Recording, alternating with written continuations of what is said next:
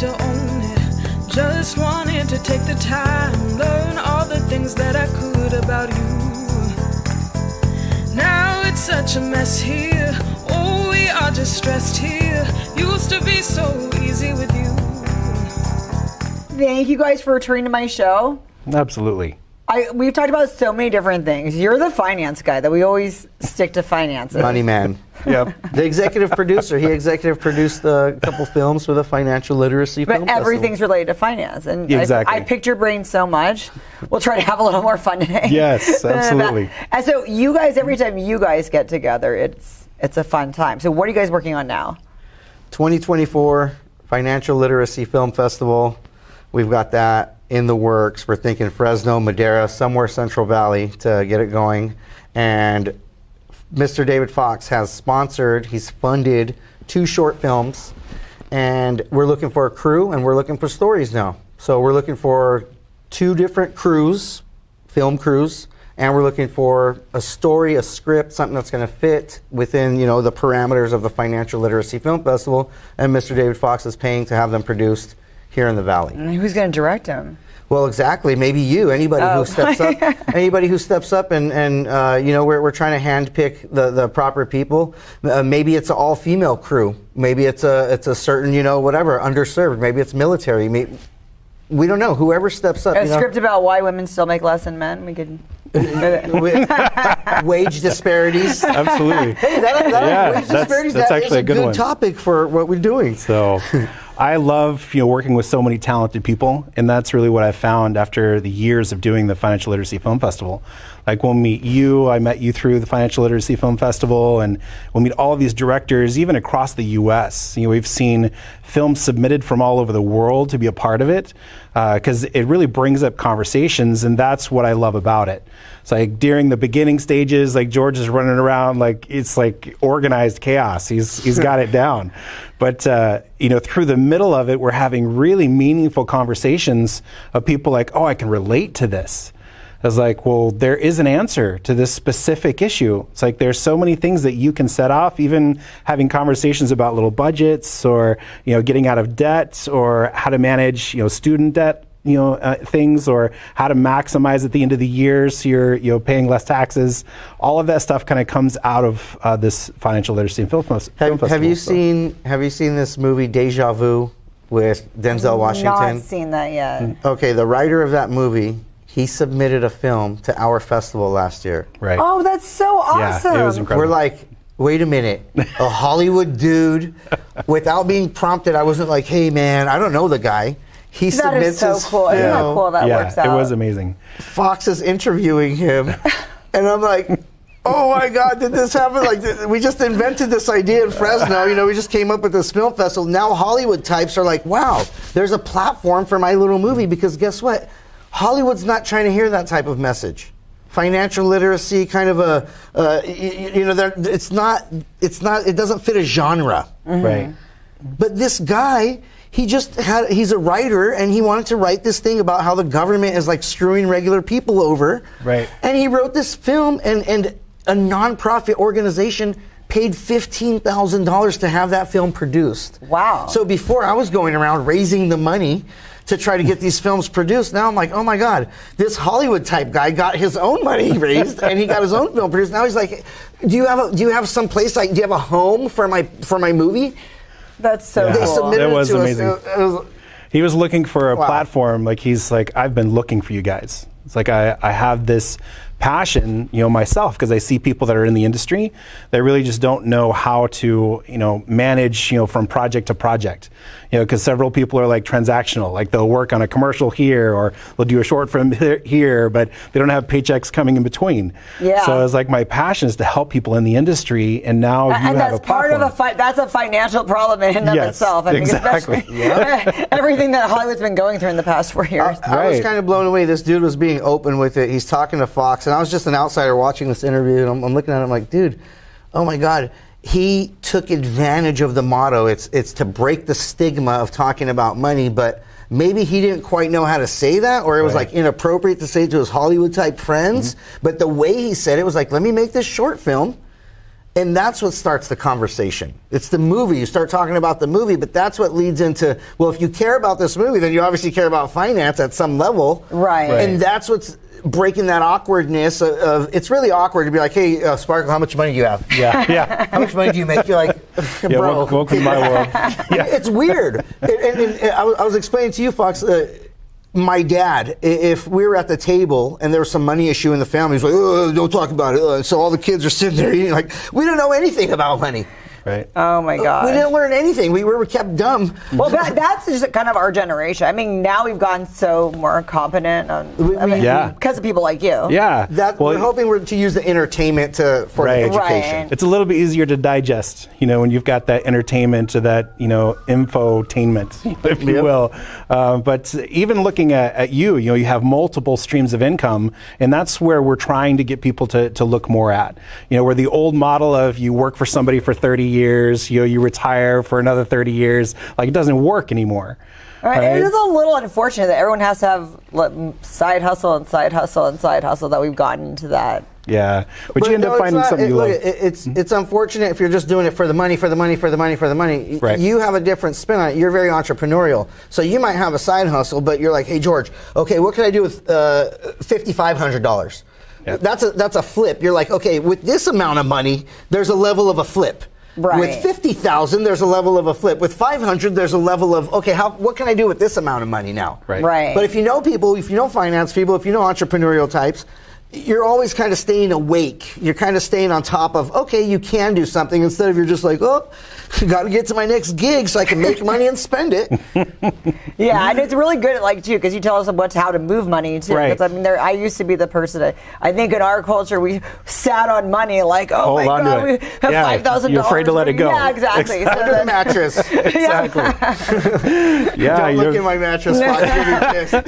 I always tell people, don't tell me that. Just and I was even speaking to another woman, and she's like, yeah, my savings plan is just to go buy a bigger mattress. I'm just going to stick more in there. But like that, these conversations don't have to be difficult. When someone is in such a bad financial shape, we want to make it easier for them to raise a hand and say someone has to have an answer somewhere. They have to have another solution of what we can do and the things that we can be a part of. And that's why we fell in love with when George came back many years ago into our office, and he kind of pitched this idea. It's like, are you guys producing films to talk about finances? Like, why would you ever do that? Like, he's the visionary. Psycho. Yeah, really. I was like, who is this guy? And I've heard other people kind of like jump on the bandwagon, not necessarily with film, but with other It's popular, right? Before it was not like a popular subject. Nobody's talking about financial literacy all day, every day. Now it's like everywhere you see it. I'm kind of proud of that. I'm like, okay, and we're in on it. Chase Bank just took a meeting with me, by the way, so this isn't just like falling on deaf ears. That's really cool. Chase Bank in Las Vegas, the community outreach liaison person, was like, hey, let's talk. Let's see what this is all about. And like, they're sniffing around. Nobody's quite made a commitment, but if JP Morgan's over here sniffing around, figuring out how they fit in, the first year Wells Fargo was coming around, and now it's these guys. So we're making a little headway. We're not quite where we need to be, and I know I still need to like polish this thing. But every year it gets better and better, because you started this in 2020, right? Oh, it's getting so much better. I mean, we started with Qdio. These are the people who do the streaming for Lucasfilms. Yeah, we started at a pretty good level. One of our partners was VetTix. If you go to vettix.org, these guys are dealing with the NHL, the NFL, WNBA, NBA. I mean, they're the ones doing our ticketing platform. So this was the real deal right out of the gate. Now we're just looking for that real sponsor, somebody who actually matters, a credit union, a mortgage company, whatever.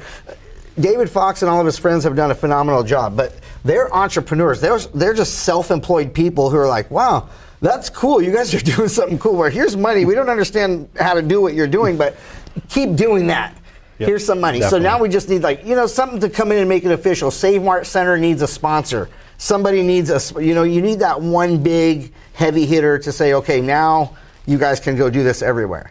And what's some of the feedback that you guys have gotten from these films? It's pretty amazing. After the film festival is done is where all the magic happens for me. I love that, because that's when the contacts coming in, and they're like, oh my gosh, I really related to this film. Even though it was produced in Africa, like it hit home, like for me here. And like, how do I handle this situation? Because I'm dealing with that now.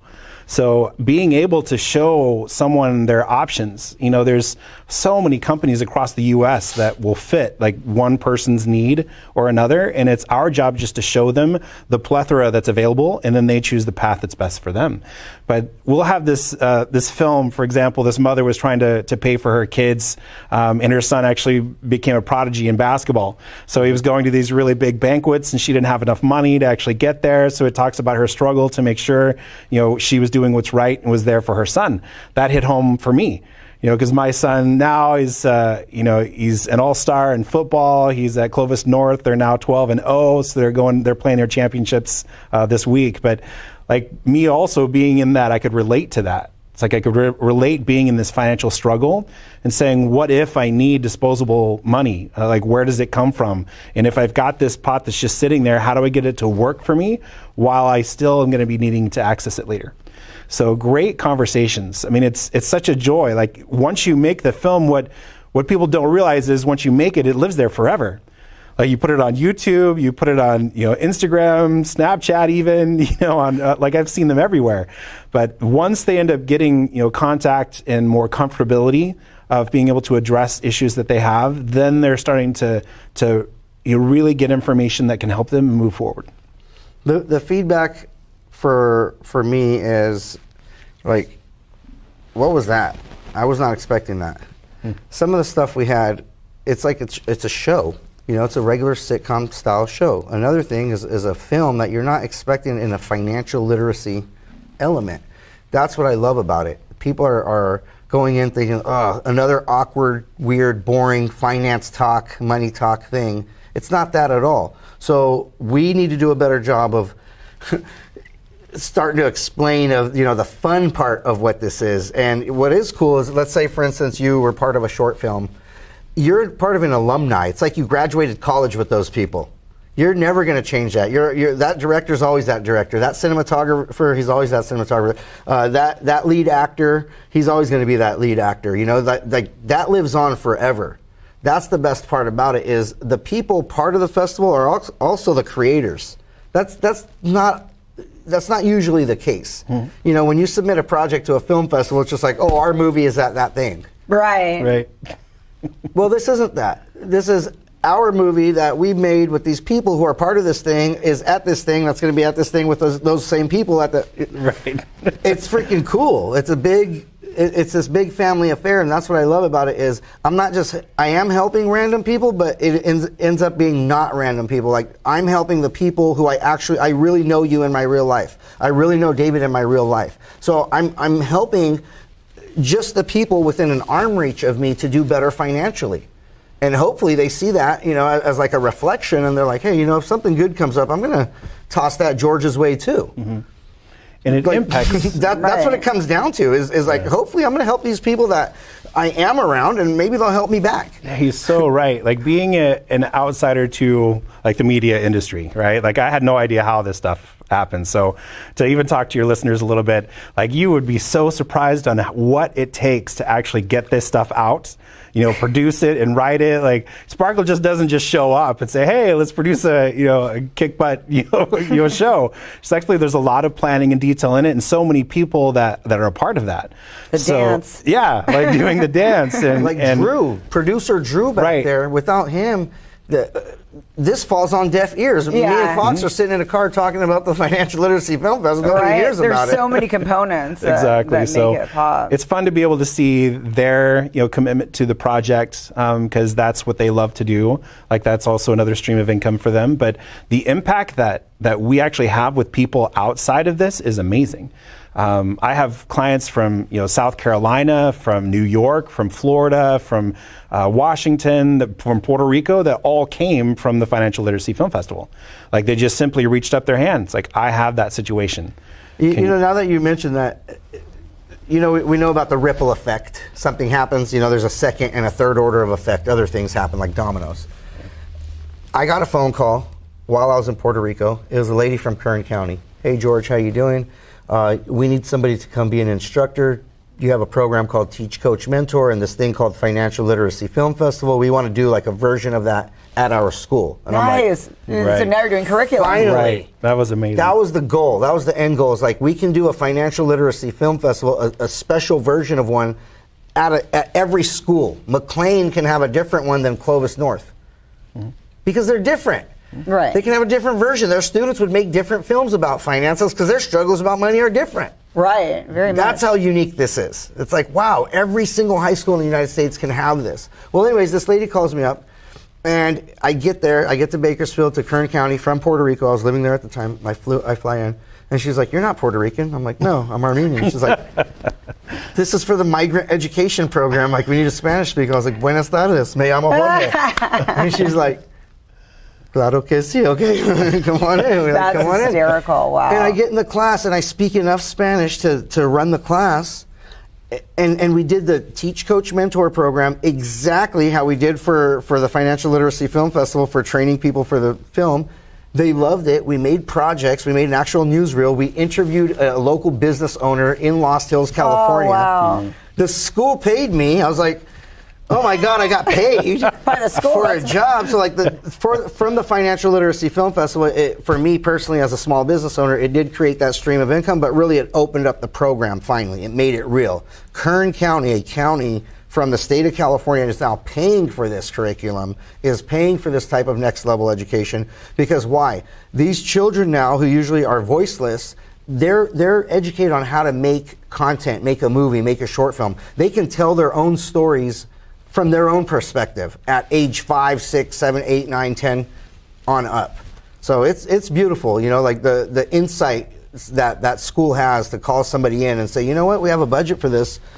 We want you to teach these kids about this stuff. So it's not just this used to be a $100,000 education at a film school. Now kids are getting it from kindergarten on up. That's really impressive. And then this all started pretty much in 2020. Yeah. Before Right. we knew about COVID. Yeah. I was working with you Before. guys. That's when we realized we dropped out. We were filming all that in February, I think, and then all that happened Yeah. in March. We were setting up That for was like Chuck crazy. Chancey's Right? park. Like, and Right. so what, I mean, can you tell us a little bit what life has been like from that and the different years it's growing? Because, I mean, right now, like the investor, the big money people I know, they're all, everybody is struggling at Right. some level. Right. So what have you heard, especially like your 2020, 21, 22, like, and you, Jordan, what have you guys heard in the feedback, and how are we going in that direction with the financial literacy program? Yeah, that's such a great 'Cause it changed. question. Yeah, Changed a such a lot. great question. You know, and from the finance side of it, people are reaching out even more. You know, back when it was COVID, you can touch anywhere, go anywhere. Like we were still doing our best to do Zooms and things like that. People were still reaching out, because the finances never stop. It's like there was a completely different, category. People were like, what do I do with the stimulus check? Am I taxed on this? Like, where do I put it? How do I get it to grow? Like, what investments can I do? That kind of thing. But the same thing was really present for us. We needed to get the word out. So the Financial Literacy Film Festival had to keep moving forward. So But George- has the dynamics changed? I mean, the way that you guys have... For me, everything's changed. We were not expecting COVID. Nobody was. We didn't Yeah. know that was coming. We're just like party planning like a regular. Right. We were planning Chuck Chancey Park. We already had it locked in. It was going to be a big old red carpet. That was hard to pivot into digital world. So we did that. And then the next year, it's like, oh my God, now what? So we had to get online streaming in, get the content. There's a lot of releases and rights and things involved with music and things to get cleared. Yep. So anyways, we did that. Then the next year after that, we did a live event in Puerto Rico with the Department of State. I mean, it was like, it's a beautiful thing in San Juan. Imagine you leave Fresno, from Fresno, a thing that was spawned in Fresno, in the middle of San Juan, Puerto Rico, going live. Right. And we did it. We pulled it off. Then last year, or this year, earlier this year in April, Financial Literacy Month, we were in Las Vegas, and we did a live event and an actual on a rooftop live event fun. in Las Vegas, plus did the streaming. So it's constantly been growing and growing and growing. I hate to say it, but it's like, how do you put this genie back in the bottle? How do you put the toothpaste back in the tube? It's out. It's out. The writers are excited. The people are like, hey, what are we doing next year? What's going on? I have enough sponsors to keep it alive now. That's what I hate about it. It's like, dude, just let it die or let it live. But I have enough sponsors. I have enough people who care about it that it's going, and I know it's real. I know it's a real thing. For me now, who can we get to commit a real project that they're going to champion for the rest of the year? That's what I want to see. I don't want to see just this project get submitted only to our film festival and like that was the dream of, okay, I made it to. Okay. I want them to champion this one movie the rest of the year. In other places. Everywhere else, Right. other places, because if that thing was good enough for us and it spoke to our message, that means this thing needs to get out everywhere. Right. So when I brought up that idea to a certain executive producer, he's like, dude, why don't you just start your own platform, have your own channel, your own network, the financial literacy films or the financial literacy whatever, and you can have all 200 movies that have been submitted. So now that's like, So now you're kind of working on that. oh yeah. You never stopped, do you? Do I want to open that can of worms is the question. There's so much to do. It benefits a lot of people, but there is a chunk of work up front that there's a time investment, there's a cost there. Can I pay that cost right now? Plus be the director and the executive director and do this and that, it's Right. like this is where nonprofits, this is where a small business, this is where a startup needs help. This is where we're at right now. So, how do our viewers get a hold of you guys to be involved in the different facets? One, we could have private financial meetings with you. Yep. One, if they want to be involved in the film to act, produce, write, or whatever. So, what's your guys' information? My name at gmail.com, GeorgeOhan at gmail.com, or 559-451-1370. Yep, so they can get a hold of me with my name as my website. So David J. Foxx with 2 X's. My direct number, 559-978-2957. So that's just if you even have general questions. We're non-captive brokers. We work with just about every company. Matter of fact, before the end of the year, we should probably talk about some things that probably your listeners are wondering what they can do to make sure they're not putting themselves in the next bracket for next year. So the brackets are changing. We can come back on and talk about that later. Oh my gosh. So You're right. A personal financial review is what got me interested in this subject. It's a one-sheet PDF. Yep. And that I went to business school, UCLA, but David Foxx's one sheet, one little PDF, personal financial review, really got me way more interested in this because I was like, oh my God, I don't do this every year. He's like, what do you mean? right. Like, who are you to not do this? Right. And I'm like, dude, I should be doing this every year. He's like, I know. Yeah. He's like, and it's basic questions. we love It's you. things like it's things you think you would know or you think you would ask yourself, but then I realized when I went home, it's so awkward. I don't even want to face the music for myself. Right. I don't even want to look in the mirror and have reflection time and be like, all right, dude, it's time to do this. I tell my wife, hey, we're going to sit at the kitchen table. We're going to be doing this tomorrow. We got to go over our finances. Right. We'll watch Netflix. That's a great. We'll pick no. anything to do besides that. Right. No, I get it. Garfield's on. Right. But Sparkle, like well as I do, like in school when you graduate, they don't teach you anything about this. Right. Like they don't teach you how to be a business owner or how to become like an LLC or how to even get your finances working for you instead of just putting it in a bank. So that's the importance of just doing a simple like financial review so that you can see, okay, here's maybe a hole in your boat that you can address that's very simple. I spoke with someone yesterday who's got a graduating senior, and I said, that's awesome. Congratulations for that. What if you ended up charging your senior rent to live in your home, right? Because now they're going to probably get a job, start off moderately so they get used to paying bills. But all of that money that they're giving you, if they give you $200 a month or $500 a month, if you start saving that monthly into an account for them, by the time they're 24, they'll have over $38,000 they can use for a down payment for a home. Right. And just simple simple little things. Yeah. Small things, and think about part-time jobs. Now you don't have to call your kid a freeloader. Yeah, exactly. So like that is so important even for that child to get in that used to, okay, I'm going to have bills someday. Right. Right. And someday I can't just all put it on a card, cross my fingers, and make sure I get to the next month. So great value in little small things that even you can do personally that will set your financial footprint a lot People better. think you need money to go see a guy like David Fox. Right. That was another aha moment for me. I'm like, Right. damn. Oh, that's the greatest thing. Right. You're supposed to go see this guy when you're broke. Exactly. Yeah, that's awesome. You're supposed to go talk to him when you don't have money so he can start to teach you what discipline or what habits you need to start going down that path. So a year or two later, when you got a little bit of cash, you could come back and do the right thing. It's not Exactly. like you're magically going to have money 2 years later and then know what to do with it. Right. Exactly. So I mentioned a little bit earlier, I'm a non-captive agent. So I actually have companies that pay for our services, not individuals. So people come to see us, they can ask us whatever questions they want. They can run through any situation, whatever. We can hook them up with whatever companies that they need, and they'll never get a bill from us. That's actually why I like sending referrals to him, because Right. I know he's not going to have this weird commission breath. I Yeah. got to make a sale with my friends or something. Because if somebody who David is speaking to likes a product and they're like, yeah, dude, I do want that for my retirement or my savings or whatever, that person does not pay David. The company Pays. Right. Prudential or Yes. Transamerica or whoever it is nationwide, Right. they cut him a check. It's like, hey man, thanks for selling our thing, or thanks for hooking up this guy with our product. Right. So Right. when I learned that, it was way more easy to be like, hey, talk to Joey, talk to Right. Right. because awesome. If they want it, cool. If not, and if they do get it, they're not paying you, so I don't feel bad like my buddy had to pay you something for this Right, service. exactly. Thank you guys so much for coming on the Yeah. show today. And everybody Sparkles. is going to Great. follow you on social media and Yeah. keep up with our... Thank you very No, much. You that's have a great. great show, and Sparkle, you have an amazing you're doing show. you're doing a lot for the Central Valley, especially for Fresno. So thank you. Yeah, it's a you. pleasure being here. Thank you.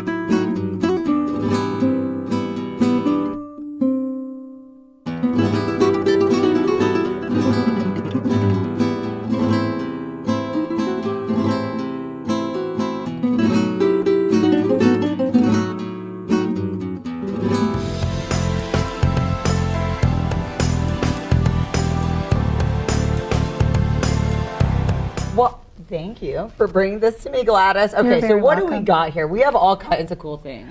Yes, this is a little snowman that I make using a pair of real fluffy, very fun socks. And the product inside is called Mint Bliss. And the Mint Bliss is such a popular product. It's not very expensive, but it goes a long ways. I have a woman down the street, neighbor, who would buy several of them because she has restless leg syndrome, and she said it's the only thing that helped that. It does a number of things, but feet and legs, soothing, calming, stops itching when you're itching. It's great for relaxing. It's just good, period. Wow. And I make them for the holidays, because soft. it's fun. Okay, and this is so cool. I'm so happy that you brought this. Okay, so when was this? This was in 2018, and it's an age list called the Age Is that why List you haven't issue. aged since that? Seriously, we're 80. That was very appropriate. Well, thank you for That would saying have been that. funny if you're like, yeah, and I'm like, who is this? And you look the same. Oh, yeah, that would be not good.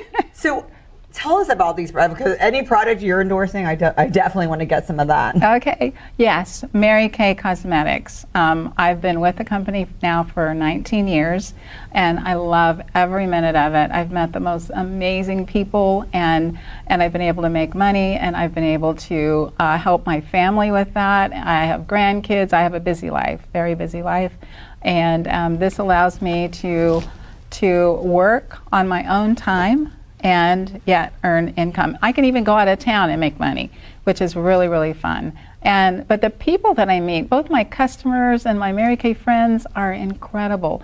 I feel like I get to help people. I literally get to make them feel amazing. And my mission, I have this little mission, and that is to paint one face at a time. Paint the world a more beautiful place, one face at a time. And it doesn't mean we have to put on makeup, because I believe in aging gracefully. And you don't have to do makeup to age gracefully, but everybody has skin and needs to take care of it. So skincare is amazing. And I just have to tell you that Mary Kay has been named #1 cosmetic in skincare and makeup in the world. Really? In the world. In the world? Yes. I didn't even know it was worldwide. Yes. You learn something new every day. It's that good. Yeah. A lot of people don't even know, don't even have a clue. Oh my How God. good it So, is. okay, why is Mary Kay so the way it is then? Since you like about this direct sales thing, why can't we just go and buy it?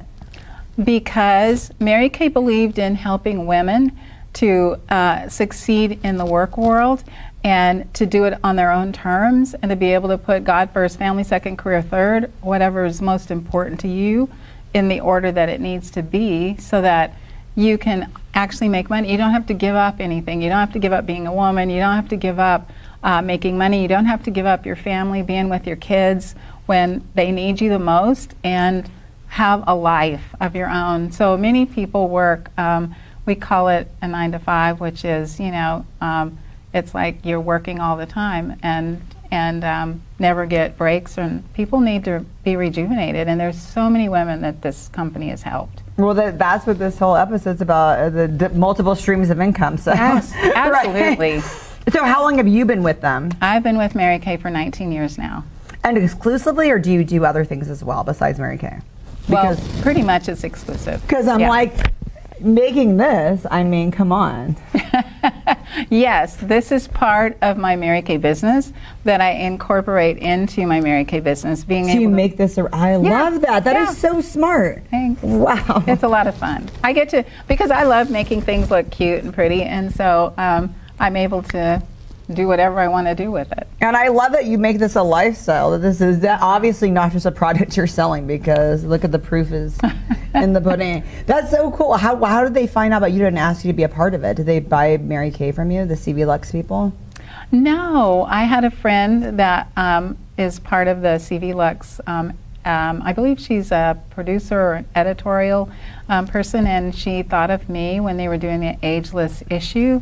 I think they wanted a little more diversity to be represented in this issue, and so she called me and asked me if I would do this with her, and I said, ooh, okay, yes, okay, yes. Anyway. That is so cool. It was fun. And so what are the products that we need to be having, like the fundamentals? Oh, I'm so glad you asked, because everybody needs to take care of their skin, right?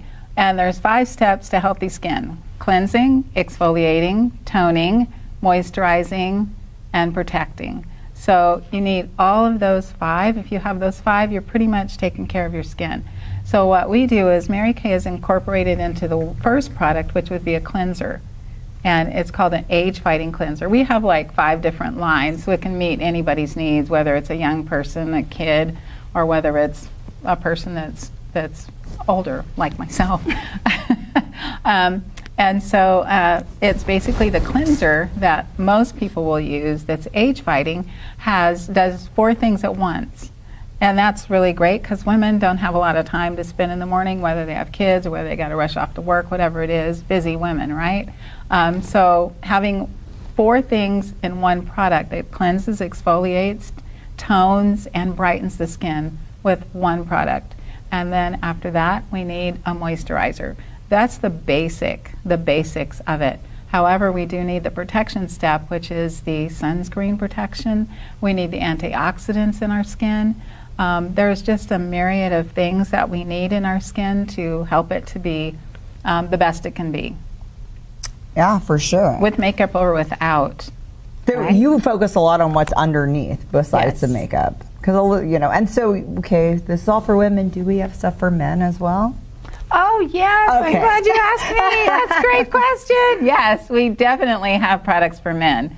Absolutely. And my husband, before we came out with the men's line, he actually started using my products. At first, he was like, that's for women, it's pink. And I'm like, no, you have skin too, you're going to be amazed. And when he started using it, he got hooked. And then we came out with the men's line. The men's line is great because we have it just for men. There's a cleanser, there's a moisturizer with sunscreen in it, so he gets all those 5 essentials for healthy skin as well.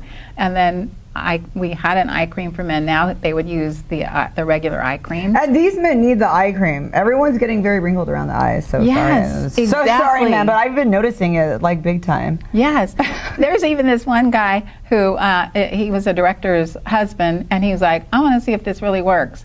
So he took a picture of himself before he started using it, and then he started using it, and then took a picture going along. The process? He basically sold himself. Yeah, this really works, and I need it. Yeah, it was fun.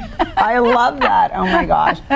That's so cool. And that comes around Christmas gifts. Okay, so if Yes. people want to get a hold of you and get these out as gifts, how do we get a hold of you? Yes, that's a great question.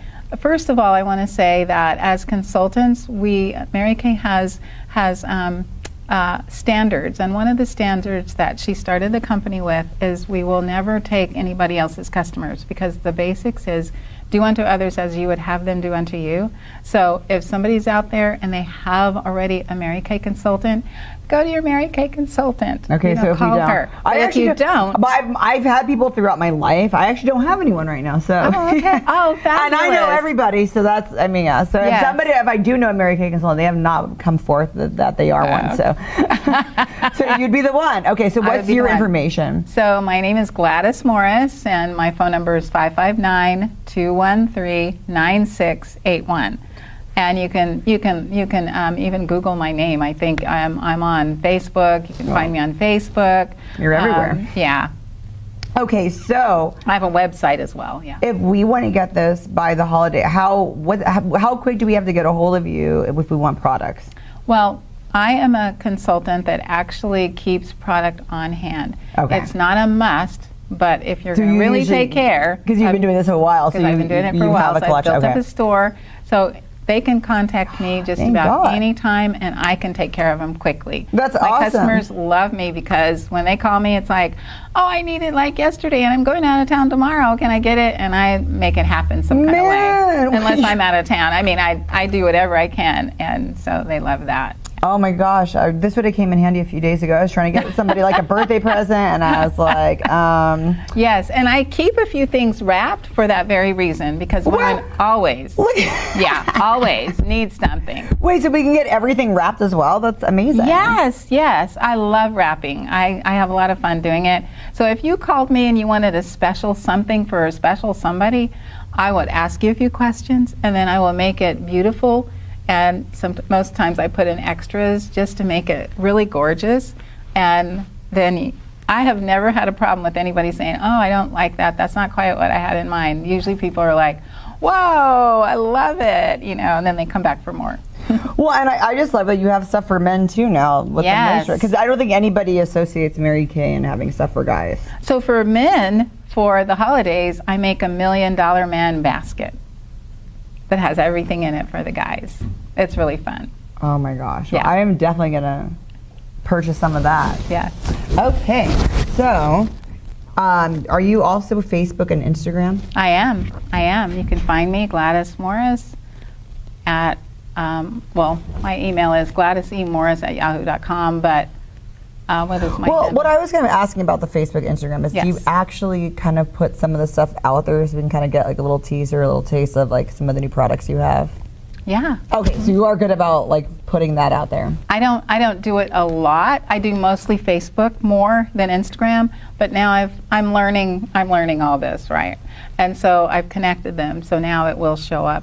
It should show up on Instagram. And as well. then, so then, like, if you get a new product, because I imagine you get different new yeah, products, and then absolutely. you'll be like, "Hey, I just got this up," because that's some people might be like, "Oh, I already know everything that you have." Yes. So then we can see all the new stuff. Absolutely. Yeah. And then do you have guinea pigs that you put the makeup on? Because I gave you your guinea pig. Yeah, sometimes I do a little tutorials on there. Does anybody ever ask you to do makeup? I know it's not like professional, but to do makeup kind of like for an event, and they'll buy some products if you do makeup for them? I have done that. Mm-hmm. Yeah, for my customers, I've had a couple of weddings that I've done. No way, really? Yeah, where I've done. But what I typically do is meet with them first and her wedding party, and we will look at what's going to be best for this wedding party, you know, what her colors are and all those good things, and I get it all set up so that on the day of the wedding I can, you know, it's easier and simple and we just go right through it. Did you do your own makeup in this? I did not, because they actually have makeup artists that, and they also told me not to do my hair, and they did my hair too. Oh, that is nice. But it didn't really hold a curl, so. Oh my gosh! But no, I love your makeup, and it's funny. Thank I was you. also on a cover of a magazine, and I was really? the makeup was a little too. I would have loved to have had you do my makeup because I would love that. Because they made it so. That's what I like about all that. I like the natural, you know. Yeah. So you look more real. Yeah. Right. Mm-hmm. Come across more authentic when you look real. Yeah.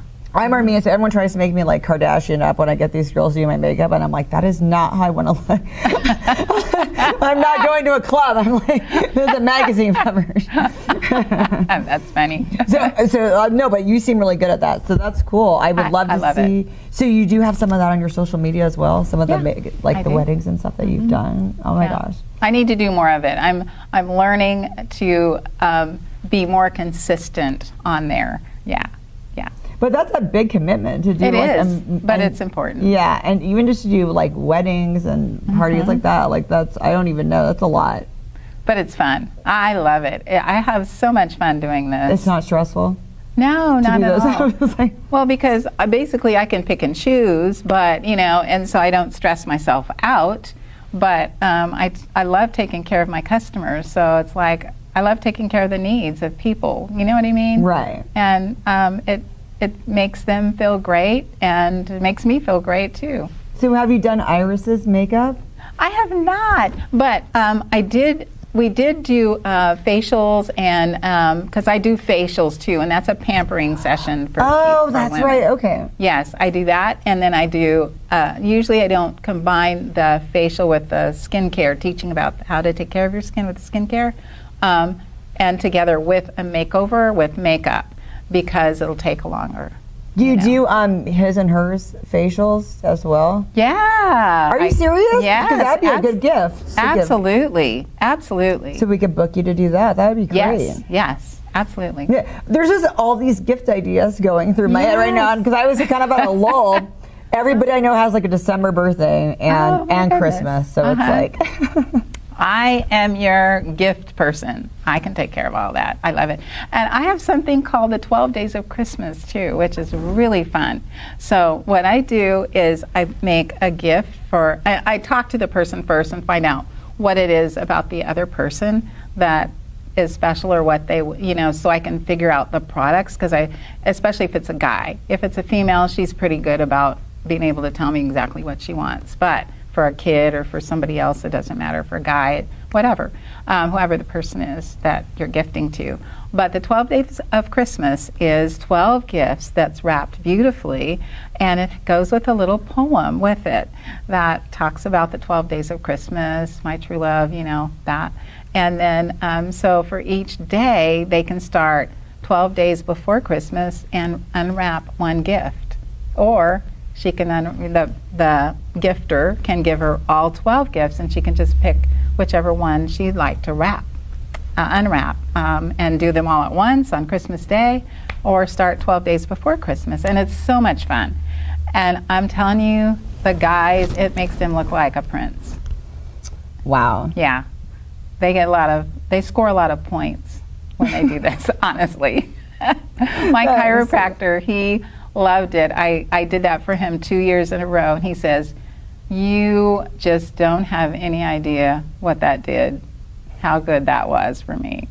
He got a lot of points. I love that. Oh my gosh, that and is so I cool. was able to personalize it just for his needs. Mm-hmm. That's what I love about you. You've been doing this for so long. You're so involved, and I could tell you really love it and your It's clients. fun. I do. It's so much fun.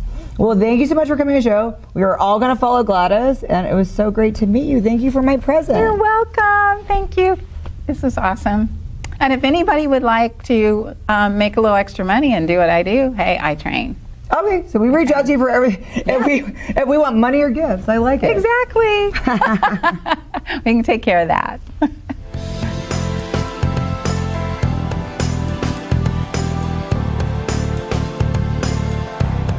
Okay, so you brought up a really great point. Things that we have to do before the end of the year, which is stressful. I mean, we have the holidays, so Yes. what do I have to do now? Right. Oh boy. So You're awesome, but you're also unawesome at the same time. I know. It's sometimes money is not a popular subject, but definitely when you know what you can do to be in a better position. Like for example, the end of the year is coming up, so by the time you guys are hearing this, and it is in December, so. Now, like for example, for Roth IRAs, you have to make sure that you have them completely funded by the end of the year. By December 30th at least. So what do you mean completely funded? So I have a Roth IRA. Right. Okay. So in your Roth IRA, you can contribute up to $6,500 into the Roth IRA every year. Right. If you're in a married couple or over the age of 50, you can actually do $7,500. So like that's one avenue that you can do to make sure you're taking care of all of the tax advantages that you have for it. There are a few restrictions in that account, however. Okay. Some of those are like you can't touch any of the growth in that account. If you wanted to take money out, you can take out what you contribute yourself, but anything that it grew by, you won't be able to take out before you're 59 and a half without penalty. Right, but that's one of the tax advantaged accounts that's available. Probably one of the most important ones, or the most popular today, are like the cash value life insurance accounts. Those you don't have any restrictions. It doesn't matter how much you make or how little you make. You can put in what you want to. There's no like every year you can change how much that you put into it. You also have access to the money tax-free before you're 59 and a half. So if you are those that want to retire early, or at least what your retirement will look like, because it'll look a little bit different, you'll be able to do that with by taking the money out of that account instead of being stuck with that 59 and a half rule. Oh my God. Okay, so what's the whole point of it has to be done by the end of the year? Right. So the calendar year, or like 2023, has certain tax codes. So every year you're only able to put in X amount of money. Right. So this year it's 6,500 is the maximum. So then you look at people like Jeff Thiel is his name. He actually is really popular because he has $5 billion inside his Roth IRA, and that's almost impossible with only putting $6,500 in every year. Like, how do you get to that amount? How do you get to that? Exactly. So one of the questions is, like, if you have a qualified account, like a 401k or an IRA or mutual funds through some other company, you can ask them and even check with me. I can lead you through that process too. But you can do what's called a Roth backdoor conversion. So it allows you to be able to convert larger amounts of money and pay taxes on them now, and so you're not taxed when you take it out. The benefit of doing that is we're all in a certain tax tier, right? We're in a tier system. We always have been. So you're either in a 16%, a 22%, a 24%, something like that.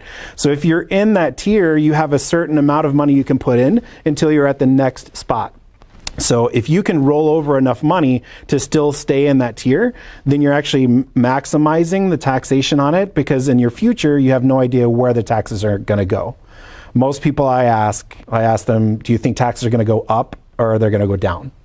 Right? So most will say they're probably going to go up, at some point. So to be able to make sure you're not at the whim of whoever is in Washington, whoever's pulling the strings, you can go ahead and wash your money from the taxation today and then have it grow tax-free, so when you're ready to retire, you can pull it out. Wow, okay. Mm-hmm. So what is the advantage of putting the $6,500 in the Roth IRA if you're going to take it out later? And how soon can you take it out? Is it just another place to store and store money? Right. So typically, like, the Roth IRA is just designed for a retirement account. Like it's designed for after you're 59 and a half. That's So when you we can start shouldn't be putting actually- anything in there if we want to take it out. Yeah, if you wanted to use the money, you should be using something like the cash value insurance account. Yeah, the cash value account, that's one that you can put money in and you can take it out. And the benefit of that is you're actually using the insurance company's money when you take it out. This is kind of a different concept, so I'll talk about it just a little bit. Okay. So as you're putting money into this policy, it's the only account that will allow you to borrow your own money.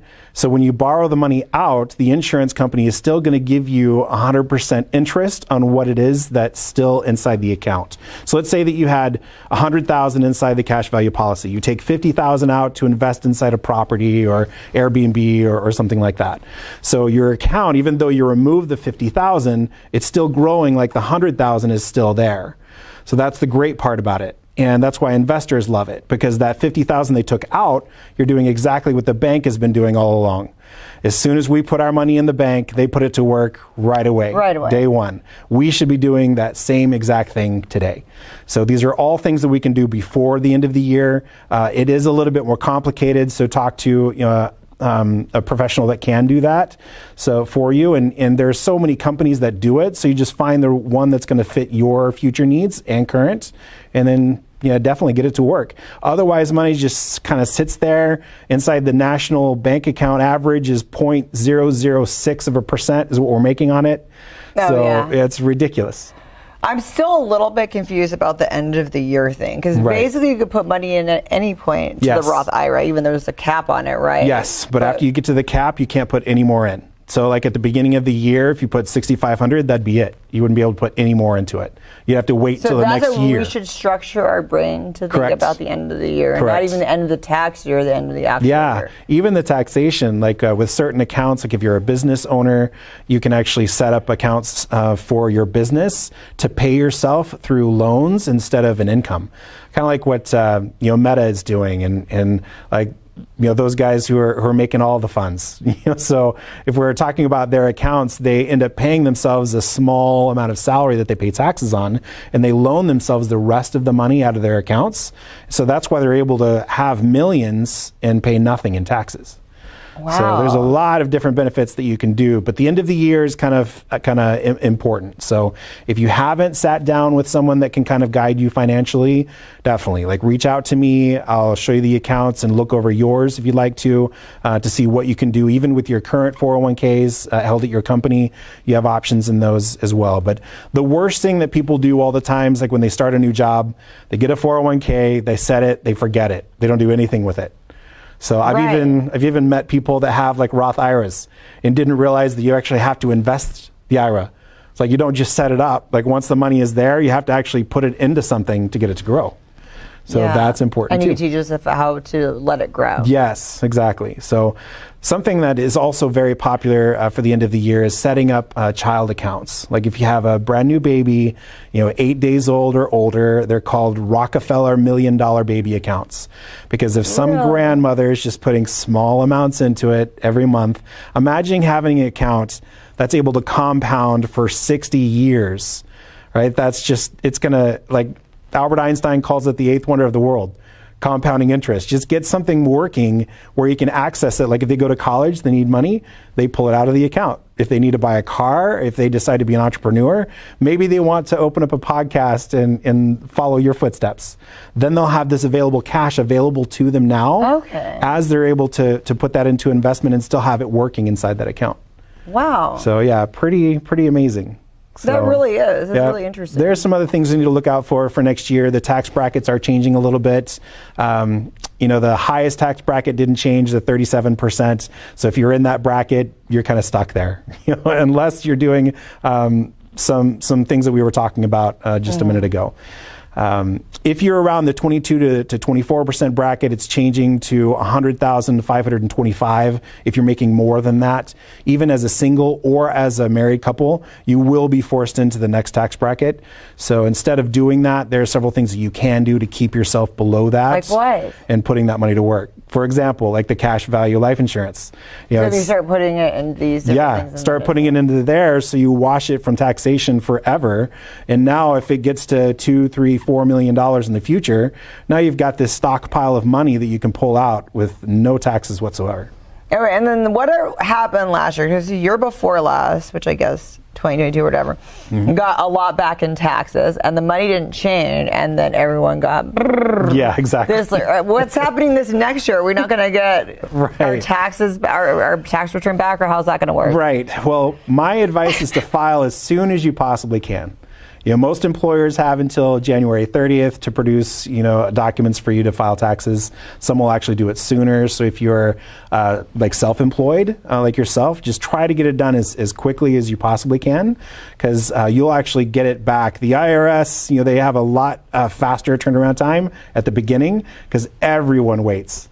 Sparkle, everyone waits. Like, we talk to everyone. Oh, I filed my extension. The extension will be the same this year. So you have until April 15th without an extension. With the extension, you have until October. But if we do it 15th. right away, we don't get any more back, right? Is there any incentive in that? No, there's the only incentive is if you have any kind of identity theft issues, you're going to solve that at the beginning. Because most criminals will actually focus on your material and like file your taxes for you, and they'll reap your money instead of you.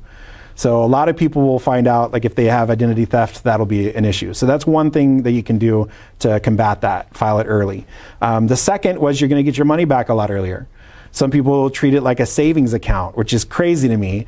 Like people will get $2,000, $10,000 back, and I'm like, you're basically giving the government a loan for like a year and a half of your own money without any interest at all, right? And then they give it all back to you at once, and you're like, hey, cool, let's go to dinner, and, you know, let's go on a trip, or whatever it is. But yeah, so the people that treat it like that, just think about it. If you put it inside an average earning account in the S&P 500 over a 20-year average, you could earn 7 to 8% in that, and already have a lot growing for you instead of just, you know, giving it to the government.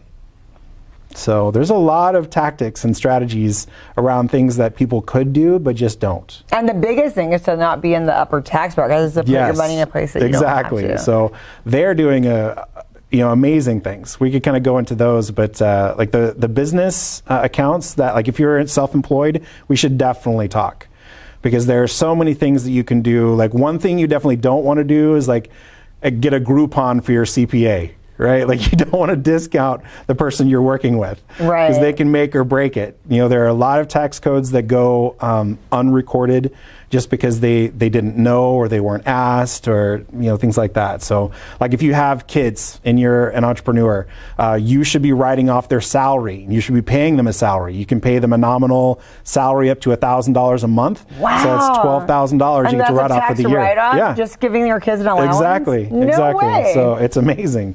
So there I are bet rules. a lot of people don't know that. I know it. And things that you can pay for your kids to do, like, Whoa. you know, for me, for example, like my son, they'll go and talk about financial facts, or, you know, we'll do a lot of donations through the city, and they're usually involved with that. So they go and talk about, you know, dad's business. They'll talk about getting finances educated, being financially informed, which is like my website kind of stuff, but or my Facebook. But all of that, like, that's a service they're performing for me. So I put it in their account, and then I buy them food out of that account. Right? I'll get groceries out of that account for them. I'll get their sporting stuff. If they want to do movies or for friends, like, it'll all come out of their money because I just put it in a separate place, and I'm writing all of that off. It almost sounds like a scam in a way, but apparently it's not. So. Well, I get that a lot, actually, just from like, when they hear certain things. You wouldn't be saying it like here if it wasn't. So just to be clear to the listeners, I'm not a CPA. I'm not a tax advisor. All of this is not financial advice. I'm just showing like what I personally do and what our clients do. We establish and connect with a large network of individuals that do this exact thing. Wow. So when we have questions that come in through us, we send them through the tax attorneys, the CPAs, bookkeepers, to make sure that we're maximizing. And now you've got a team of people that are working to make sure your money is all yours. Okay, what about your pets? Can your pets be a tax write-off? Can you put money in? So in certain situations, like for having a care animal, Like there are things that you can do, but again, like I would refer to a CPA and don't try this just on your own kind of thing. But yes, there are definitely things like there's something called. So when you have a support animal, that's yes, it all go. Okay. Exactly. Like there are also things like called the Augusta rule that everyone should be aware of. You know, I'm sure your listeners are probably going to be Googling that, you know, anytime now. But like in your home, if you work from home or have a side gig that you're doing or anything like that, you actually have a space that you can write off to meet inside your home. So if you're meeting in your bedroom, you take the square footage of your bedroom, you go to the local hotel and say, hey, how much do you charge for this size of a space if I was to rent it out from you? And that's what you actually could deduct every month for having one meeting every month. And Oh then my deduct that gosh, from your I used to taxes. do that with my old business. We used to meet at my house. Right. Think about all that money that, you know, like we excessively paid. But yes, there are definitely a lot of, benefits to things like that. And like setting up the kids' accounts are just miraculous. Like both of my boys have one. I didn't grow up learning this. The reason I'm here is because of my dad. You know, he had a financial guy come into our house, and that's when they were making house calls. You know, came in with a briefcase and a lot of things they did right. And one of the most important things for me was that he set up a long-term care policy for both of my parents. My mom, she passed away from dementia and Lou Gehrig's disease. And I was so pleased that he set up this account because $12,000 came into our house to make sure the doctors came to us, the nurses came to us. So during COVID, where you couldn't go outside and visit anyone, she was able to comfortably rest in our home and have everyone come to her because of that policy. Wow. And I was like, everyone needs to know about stuff like this. For sure. Okay, so those of us that have accountants, and I know we're not an accountant, but how, in poor taste or bad taste, if I have an accountant that kind of has all my stuff set up, but then I want to come to you for other things, what's the like code of ethics on that? Great question. Like, so we actually work directly with the team that you're already working with. Okay. So we do not take, individuals. We're not looking for like replacing your accountant or anything like that. I get it, but then how do you get, and I understand how you get paid through the company. Yeah, so we're it's we're in different industries. Okay. Right. So they're actually making sure all of your books are correct, like your accountant, making sure they're adding up all of your receipts and everything like that. So they're actually just reporting that to your CPA. So your CPA is the one that's plugging it all into the taxation portal. So we work with CPAs and accountants to make sure all of the tax codes are taking advantage of. So we offer things like through the cash value of plans, executive bonus plans, split dollar agreements, baby policies, Roth accounts, all of these things work together. If you actually form a plan, the biggest issue is most don't take the time to form a plan. Right? They're like, I'm too busy. I don't want anybody to know how broke I am. Let me tell you guys, your listeners, everyone is broke. All right? That's just the fact. And that's true. And that's everyone what I'm saying. is having All the people I know that are somewhere. rich or what, they're still like, money's a big concern. Yes. Like they are really stressed out. They're and just like, broke at a higher level. Yeah. I'm telling you. So we'll sit with all different types of individuals, and everyone has a core issue. They want to make sure that they have enough, that they're comfortable, that they're setting up some kind of plan for if another COVID-2 happens or 2.0, or they're not able to go to work. How do they get an emergency fund built? How do they comfortably get out of debt? We help you design a plan that works around, your spending habits and things like that. But if you don't have a plan, you're 100% likely to never hit a goal. Because there's never a goal. If you have a goal, you're 100% likely to get a lot closer. You may not meet it, but at least you'll look back and say, oh my God, I feel so much better. Like I'm out of debt, now a weight's off my shoulders. Yeah. Kind of thing. So we're all broke, just some of us are more broke than others. That's the lesson So we wouldn't today. be in the less broke bracket. Yeah, exactly. I love that you said that. That is awesome. Thank you so much for coming on my show today. Yeah, it's a pleasure always meeting with you. And Sparkle, I know that you have a really warm heart and you always want to do great things for people in this community. That's why we see so many things from you. And I think it's just amazing. Oh, and you too. You're the one that really helped. I mean, the help that you provide us is how broke we're going to be. That's right. You make us less broke. I love that. Exactly. Thank you for coming on my show today. Absolutely. Felt right in the moment, felt right in the summertime. It felt right drinking cherry wine with you. Just wanted to own it, just wanted to to take the time, learn all the things that I could about you. Now it's such a mess here. Oh, we are just stressed here. Used to be so easy with you. Now I must confess here. Oh, I must confess, dear. Don't think I'm in love with you.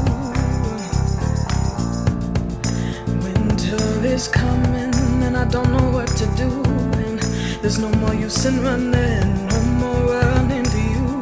And I don't want your loving, I don't wanna be just friends, knowing all this time we were playing pretend, playing pretend, playing pretend, ooh, playing pretend. It's a mystery.